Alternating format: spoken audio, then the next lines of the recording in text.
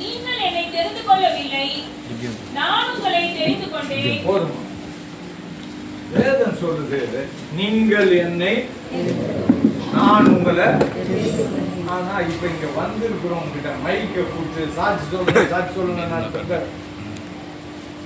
என் மனைவி அவங்க கூட இருக்கிற ஒரு 4-5 டீச்சருங்க அந்த ஆடிட்டோரியம் மாதிரி இருக்காங்க, ஒரு சின்ன ஸ்டேஜ் இருக்காங்க, வந்து ஜாப் பண்ணுறாங்க. ஒரு டீச்சர், என் ஒய்ஃபுக்கே டீச்சர் அவங்க, அதே ஸ்கூலில் என் மிஸ்ஸஸ் வந்து பெயின் ஸ்கூல் ஸ்டூடெண்ட்டு, அதே ஸ்கூல் டீச்சர் போகிறாங்க.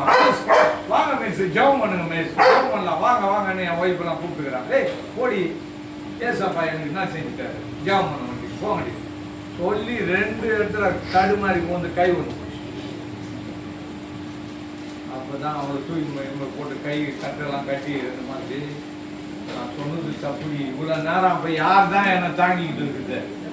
ஏசப்பா தான் தேவ தூதர்கள் என்னை சுற்றிலும் காவல் வச்சுக்கிட்டு இருக்காரு. நான் என்ன செஞ்சுட்டாருன்னு கேட்ட உடனே ஊந்துட்டேன் பாரு அப்படின்னா. அது போல நம்ம இன்னைக்கு ஜீவனோடு இருக்கிறது ஆண்டவர் செய்திருக்காரு. பரவாயில்ல, நீங்க எல்லாம் மற்றவங்களுக்கு வாய்ப்பு இருக்குதான்னு அமைதியா இருந்துட்டீங்க. இருந்தாலும் இன்னைக்கு வேத வசனம் சொல்லுது, நீங்கள் என்னை தெரிந்து கொள்ளவில்லை, நான் உங்களை தெரிந்து கொண்டேன்.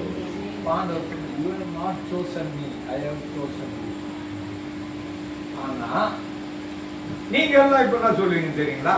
நான் கூட சொல்லணும்னா, சாமி என்னை தெரிந்து கொள்ளப்பா. நான் கல்லூரி மாணவனாக இருக்கும்போது தியாகராஜா காலேஜில் ஸ்டூடெண்ட். நான் எங்கள் காலேஜ் முன்னாடி எப்பவுமே பஸ்ஸு போலீஸ் நின்றுட்டே இருக்கும். நான் கல்லூரி மாணவனாக இருக்கும் போதே அரசியலில் இருக்கும், கொஞ்சம் வேகமானவன். நான் சாமி சும்மா சொத்தியாகிறவனெல்லாம் பிடிக்க மாட்டார். யார் அமங்கலம் பண்ணிருக்கிறான், யார் ரவுடிசம் பண்ணுறான், யார் கொள்ளாதவனாகிறான், அவனை தான் பிடிச்சிட்டு வர்றாரு. ஏன்னா எல்லாம் பார்ப்பாங்க, ஓ இவனே ஏசாமி கிட்ட வந்துட்டாங்க. அப்ப பாருங்க, நான் வந்து எல்லாருக்கிட்டையும் சொல்லுவேன், ஒரு 55 வயசு ஆகணும்பா, சாப்பாடு எல்லாத்தையும் கட்டிக்கின்னு எங்க வந்துடுறேன், சர்ச்சிலே வந்து படுத்துக்குவேன், சொல்றதெல்லாம் கேட்பேன், ஜெபம் பண்ணுவேன். ஆனா 30 வயசு கூட தாண்டல, எனக்கு ஒரு பயங்கரமான பலவீனம். என்ன வியாதினே தெரியல, செத்து போக வேண்டிய சூழ்நிலை. அன்னைக்குதான் ஏசப்பா பிடிச்சேன். அல்லேலூயா.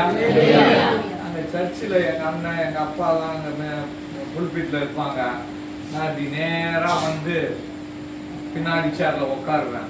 உட்கார்ந்தோடனே வராங்க பாருங்க பெரியவங்க எல்லாருக்கும், உட்காருங்க போயிட்டே இருப்பேன் பின்னாடி. காலையில 8 மணிக்கெல்லாம் ஒரு இடத்துல அசம்பிள் ஆக போய் எடுத்து கொடுத்துருவேன். என்கிட்ட 300 இருக்குது, அவன் வந்து என் நண்பன் கொடுப்பான், என்கிட்ட 300 இருக்குது, உங்கள்கிட்ட 200, என்கிட்ட 500. இது எல்லாம் கலெக்ஷனாக எது எது வாங்கணுமோ எல்லாம் வாங்கி அங்கே ஒரு பம்பிங் ஸ்டேஷன் இருக்கும், அங்கே வச்சிருவாங்க.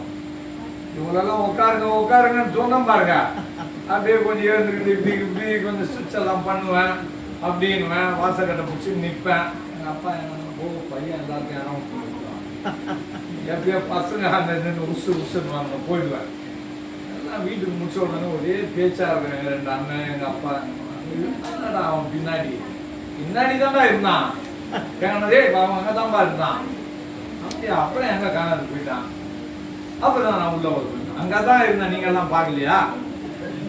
அப்ப பாருங்க, யார் இருந்தவன் நானு. எங்க தாத்தாவே கிறிஸ்டியன் ஹெட் மாஸ்டர் பாஸ்டரு, எங்க அப்பாவே ஹெட் மாஸ்டர் பாஸ்டரு. இப்படி எங்க அண்ணன் இன்னைக்கு பெரிய மாடரேட்டரா இருக்காரு. இருந்தாலும் நான் ரட்சிக்கப்படலைங்க. அன்னைக்கு எனக்கு ஒரு பலவீனம் வந்தப்பதான் நான் தான் உடனே அந்த ஊர்னேன் ஆண்டவர்கிட்ட, ஆண்டவரே பாவத்தை மன்னிங்க சாமி, எனக்கு உயிரை கொடுங்க சொல்லுவாங்க. சாவர நேரத்துல தான் அந்த மாதிரி கத்துறான். அப்பதான் ஜெபம் பண்றேன் 2-3 நாள் உபாசம் ஜெபிச்சுக்கிறேன். நைட்டு 1 மணி 2 மணி இருக்கும், ஒரு மெதுவான சத்தம், உன் நோய்களை சிலுவையிலே சுமந்து தீர்த்தேன். அந்த பாட்டு சத்தம் கேட்டு உடனே பெட்ரூம்ல இருந்து எழுந்து வந்து ஆள்ல பாக்குறேன், யாரும் அவன் இந்த நேரத்துல ரேடியோவை போட்டானே.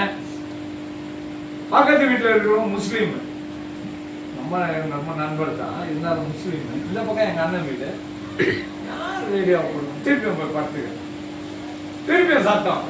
அப்பதான் என் மனைவி கேட்க, ஏன்பா லைட்டு போட்டு எங்க போக போறீங்க, என்னப்பா உங்களுக்கு என்னம்மா அது மாதிரி சத்தம்? அதான்ப்பா ஏசப்பா சத்தம். அல்லேலூயா. உன் நோய்கள் எல்லாம் சிலுவையிலே. அன்னைக்கு ஆண்டவர் ஒப்பு கொடுத்தார். அதுக்கு முன்னாடி ஒரு சத்தம் என் காதுல கேட்டுன்னு இருந்து, நீ செத்து போ. அது நீ ஒண்ணுமே இல்லை, நீ அவதான் காலி, நீ செத்து போ, எல்லாம் முடிஞ்சு போச்சு.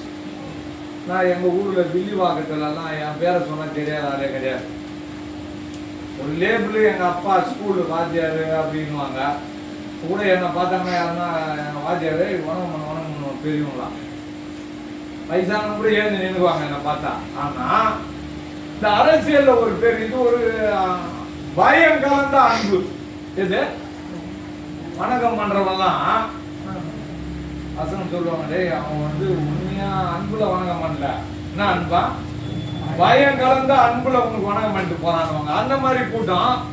யார் சூசைட் பண்ணிக்கிட்டாலும் எதுவாக இருந்தாலும் ஒரு 5 பேர் இவங்களை கூப்பிட்டு கேஸ் அவனுக்கு போயிடுவேன், விழிவாக்கம் போயிடுவேன். அப்ப நான் யோசித்தேன், இதெல்லாம் நம்ம செய்யறோமே, நம்ம செத்துட்டோம்னா யாராவது செய்யணும், சூசைட் பண்ணிக்கினா இந்த ஊர்லயே இருக்கக்கூடாது, எங்கன்னா போயிடணும், ஆந்திரா கர்நாடகா எங்கன்னா போய் சேர்த்து போகணும், இந்த முடிவு எடுத்துருந்தேன். ஆனா ஆண்டவர் அப்புறம் அவர்கிட்ட வந்து அவர் சொன்னார், உன் நோய்களை எல்லாம் சிலுவையில் இருக்க முடியும். அல்லேலூயா. அன்னிலிருந்து இன்னைக்கு வரைக்கும் அந்த பலகீனம் என்ன அணுகு, அந்த பலகீனம் அணுகாதபடி என்னை காத்து என்னை ரட்சித்து